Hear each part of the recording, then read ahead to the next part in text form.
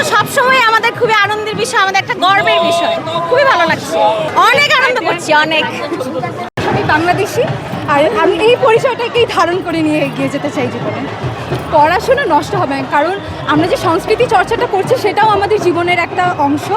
সংস্কৃতি চর্চার সাথে পড়ালেখাটা অনেক ওতপ্রোতভাবে জড়িত।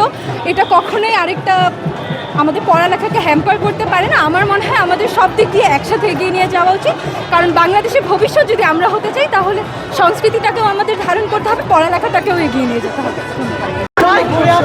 যত যাই হোক, এটাতে আমাদের আনন্দ হতেই হবে। আর এত যুদ্ধের পরও যে এত আমরা খুশি, এর মধ্যে ভাগাভাগি করে নিতে পারে আমাদের অনেক ভালো লাগছে, অনেক অনেক বেশি।